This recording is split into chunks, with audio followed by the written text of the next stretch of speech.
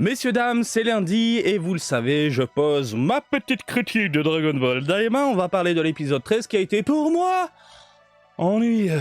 Mais vraiment, je m'attendais à quelque chose de bien plus clinquant et amusant puisque on a attendu 2 semaines pour regarder un nouvel épisode et on se retrouve avec ça malheureusement. Et je vais tout simplement vous livrer mes impressions sur cette mini-aventure de quelques minutes. Bref, j'arrête de parler et on passe la seconde.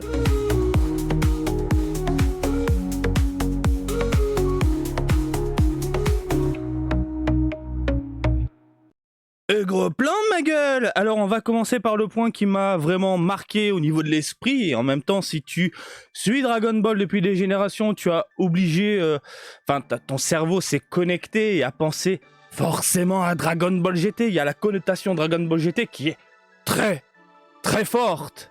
Ne dis pas l'inverse, ceux qui disent l'inverse c'est pas possible quand même. Voilà, on a des géants, l'atmosphère globale, pour moi c'est du copier-coller. Pardon, excusez-moi, j'ai le nez encore un petit peu bouché. C'est du copier-coller, hein, globalement, hein, tu y penses fortement. Bien sûr, hein, c'est obligé. Est-ce que c'est dérangeant? Non, je m'en fous un petit peu. Parce que des remakes, des remasters, des revivals, des machins décidés là dans l'univers Dragon Ball, on en bouffe depuis maintenant des années. On a que ça. Donc bon, après quand c'est bien fait comme ça, je dis pourquoi pas. Attention, je parle de bien fait en termes de visu, en termes de rendu, etc. Tiens, par ailleurs, concernant la partie visuelle, eh ben putain de bordel de merde. C'est super beau. Mais bien sûr, c'est magnifique, c'est beau, les animations sont folles, l'image est clinquante, c'est coloré, les environnements sont sublimes. Ça tue, même le trait, hein, le trait des contours des personnages. Ça déchire par moments, en fait on a un trait plus ou moins épais, je sais pas si t'as remarqué, surtout au niveau des zooms, hein, expression faciale et tout, etc. On a l'impression de voir un dessin plutôt qu'un animé, et ça j'adore ce genre de rendu. J'aime ce genre de rendu, voilà. Les divers plans aussi, autour, hein, enfin, ce qu'on voit au premier plan, en arrière, etc., hein, joue beaucoup sur l'impact de l'action à l'image. Pour moi, c'est un régal visuel. C'est trop beau. Vraiment, j'ai pris un pied de ouf. Visuellement parlant, attention. Visuellement parlant. Hein, et pour tout vous dire, j'avoue que j'aurais préféré voir ce type de rendu hein, dans l'épisode 12. Avec un trait gras, une animation méga fluide. J'avais trouvé l'épisode 12 légèrement saccadé. Alors c'est beau, c'est sympathique, Vegeta Super Saiyajin 3, qui rentre dans le tas, hein, en mode vénère, etc. Mais l'animation, de mon point de vue, je trouvais ça un peu... Alors que là, dans cet épisode-là, c'est beau, c'est coloré, c'est explosif. Voilà, c'est ce genre de rendu que j'aurais voulu voir dans l'épisode précédent. Bref, on a ici une harmonie visuelle, hein, encore une fois, que j'aurais préféré voir avant. Mais là, on l'a dans un filler. Ah oh, j'utilise le terme filler. Bien sûr, pour moi, on est dans un filler, là. Parce que on n'avance pas dans l'histoire, parce que... voilà, ça stagne. Avec un épisode, pour moi, à part. On est dans un filler, voilà, on utilise les termes. Donc, c'est un épisode totalement inutile, scénaristiquement parlant. Ah oui, on découvre une nouvelle race, ok, c'est tout. Mais sinon, il n'y a rien qui fait progresser un peu le bordel. Hein. Cet épisode-là, excusez-moi, n'apporte rien. Il ne fait pas avancer l'intrigue. Ça fait un poil rager, car, comme je te l'ai dit en début de vidéo, on a attendu 2 semaines pour regarder un truc comme ça. Ah, attention, c'est joli, bien sûr. Oui, l'action, le machin. Mais, jusqu'à présent, hein, moi je trouvais que chaque épisode emmène quelque chose à l'histoire. On ajoute des informations au lore, on ajoute quelque chose à cet univers-là, hein, l'univers des démons, etc., hein, qui nous pousse en fait à suivre et à attendre le prochain épisode. Mais là, là, je vais attendre le prochain épisode parce que l'épisode 13 m'a frustré. Tu vois ce que je veux dire? J'ai attendu 2 semaines pour regarder un truc qui t'emmène une morale. C'est un peu chiant. C'est un peu chiant, je trouve, voilà. Donc, comme je l'ai dit, je trouve ça très beau, attention, hein, je trouve ça très beau, c'est mignon, hein, c'est sympa, mais ça me fait grincer les dents. Je me dis qu'il reste pas beaucoup d'épisodes. On est dans une série qui est diffusée principalement sur les différentes plateformes de streaming. Je pense qu'il n'y aura pas beaucoup d'épisodes. D'ailleurs, c'est étrange parce que personne ne communique sur le nombre d'épisodes. Alors, bordel de merde, il y a combien d'épisodes? Quand tu fais de la recherche sur internet, même du côté japonais, rien n'est précisé. Alors, On parle tous d'une vingtaine d'épisodes, mais en fait, officiellement, rien n'est dit. C'est bizarre parce qu'on sait absolument tout concernant les autres licences, combien il y aura d'épisodes, combien il y aura de ci, combien il y aura de là. Et là... Donc, je pense qu'on n'aura pas beaucoup d'épisodes, et on se tape un épisode filaire. Voilà, épuisant mentalement. Un filler, pardon, excuse-moi. L'avion qui tombe encore en panne. L'avion qui tombe encore en panne.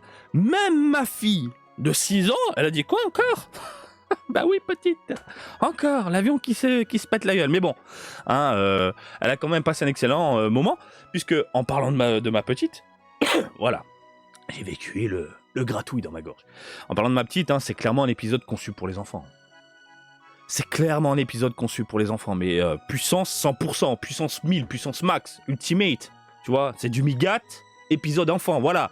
Alors oui, Daima, on le sait, Daima vise comme public les tout petits, mais ça on le sait depuis le début. Je le vois au niveau de la communication, surtout au Japon, on vise d'abord les tout petits, tout petits, tout petits. Mais c'est un épisode juste pour les enfants cette fois-ci, que pour eux. Voilà, des hamsters en ennemi. Ok ? Le géant qui est en fait un enfant qui va à l'école. Il a son cartable, il a son sac. On est vraiment dans le cartable, la règle qui dépasse, le machin. Ça me fait penser aux gamins avec leur sac à dos et la règle qui dépasse. J'en vois souvent près de chez moi puisque je vis à côté de plusieurs écoles. Du coup, ça m'a fait penser à ça. Donc, le gamin avec son cartable. Bref, encore une fois, on est sur un épisode mignon. Et en parlant de mignon, il y a aussi le chien monstre. Le chien monstre ultra mignon. Et pour tout vous dire, ma fille, elle rigolait tout au long de l'épisode. Elle chialait de rire. Elle trouvait ça mignon, amusant, délirant. Il y a un peu de bagarre, papa, c'est génial. Oui, oui, regarde. Regarde ma fille, moi. Alors, on va se pencher sur le message de cet épisode, parce qu'il y a tout de même une morale. C'est pas un épisode fait à l'arrache comme ça pour dire hey, on fait un filler et puis non, hein, c'est typiquement japonais, je trouve. Donc, c'est quoi le message de cet épisode ? En fait, je vois ça comme un parallèle avec notre monde, avec la réalité. Encore une fois, ça vise les enfants. Hein. D'un point de vue d'un enfant, notre monde est immense, et ce monde-là peut faire peur. C'est exactement pareil dans l'épisode. Mais il y a aussi de belles choses autour de nous. Donc c'est ça qui... Le message qu'on nous transmet, c'est attention, il y a des choses qui peuvent te faire peur, mais à côté de ça, regarde comment c'est beau, comment c'est coloré, comment la vie est sympa aussi. C'est pas qu'un monde oppressant, c'est aussi de la légèreté. Et c'est ça qu'on nous amène dans cet épisode-là. Voilà. Donc il faut donc surmonter ces peurs pour voir les différentes beautés qui nous entourent, ma fille. Mais vraiment, c'est ce que je lui ai dit. De toute façon, elle avait compris d'elle-même. Elle avait compris d'elle-même quand elle me sort papa. Il y a des méchants, mais tout n'est pas forcément méchant, tout n'est pas forcément moche. Oui, tu l'as compris, voilà. Donc cet épisode emmène donc une morale pour guider les enfants. Et c'est un truc qu'on voit assez souvent ici au Japon, hein. C'est-à-dire on met en scène un univers de diverses manières à travers un animé, une histoire, des images pour faire comprendre plus facilement les choses aux petits. Et ce genre de choses je le vois principalement à l'école de ma petite parce que j'ai déjà passé des journées avec les gamins. Oui, on a le droit de faire ça donc je m'en suis pas privé entre guillemets. Donc je vois comment la maîtresse emmène en fait la réalité aux enfants. Qu'il y a des choses un peu difficiles, mais tout n'est pas forcément compliqué dans la vie et tout n'est pas forcément moche. Ça, je l'ai vu. Et c'est clairement le genre d'épisode qu'on peut diffuser dans une école pour leur expliquer des choses. Mais vraiment, je le vois comme ça. Donc, conclusion de tout ça, Marty. Eh bien, moi, attention, moi, en tant qu'adulte, je me suis fait chier. Je me suis fait chier, car je voulais la suite de Daima en fait. J'aime ce côté aventure, histoire, progression, objectif, parce que oui, il y a un objectif. L'objectif c'est Goma, Dindé, redevenir adulte, il y a un objectif dans Daima, pour ceux qui disent il n'y en a pas, il y en a. Donc je voulais pas d'un épisode qui stagne un peu tout ça, qui pose surtout qu'on arrive, surtout qu'on arrive tout doucement au bout des choses, je pense. On arrive tout doucement au bout des choses. On est d'accord ou pas ? Oui, je pense. Hein. Ils ont les Dragon Ball, ça y est. Là, pour moi, on est déjà dans la deuxième partie de Daima, quoi. Mais bon, bref, en tant qu'enfant, j'ai envie de te dire, c'est un épisode qui claque, qui amuse, qui fait rire, avec des hamsters tueurs, des chiens démoniaques, voilà, et qui amène une morale à tout ça, voilà. Même si l'épisode reste techniquement irréprochable, visuellement c'est vraiment une putain de claque, pour moi c'est de la frustration, voilà. C'est la frustration car je désire la suite, car j'ai envie de voir la suite, tout simplement. Je veux voir la suite de Dragon Ball Daima. Et pas un truc qui pose une morale pour les enfants, etc. Mais encore une fois, je ne suis pas le public visé. On nous le fait comprendre maintenant depuis le tout début. Donc je devrais normalement pas me plaindre. Normalement, je devrais pas me plaindre. Je devrais juste, voilà, regarder et laisser rire ma gamine.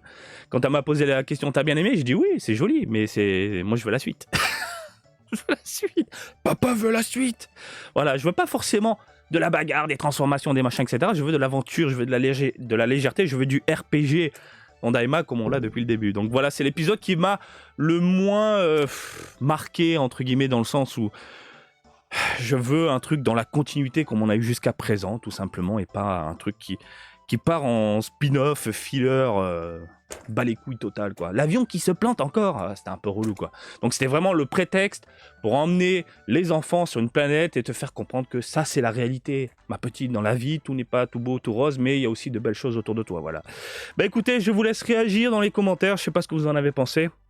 J'ai pas regardé Twitter de ce côté-là parce que j'évite de me faire influencer jusqu'au lundi et là je vais pouvoir commencer à regarder les différents avis. Bref, je vous laisse tranquille. N'hésitez pas à réagir dans les commentaires, j'allais dire bisous encore. Et comme d'habitude, je vous invite à me suivre sur Twitter, Facebook, Twitch et TikTok, Marty Japan. Et je vous dis à très bientôt. Allez, salut, bisous, ciao ciao.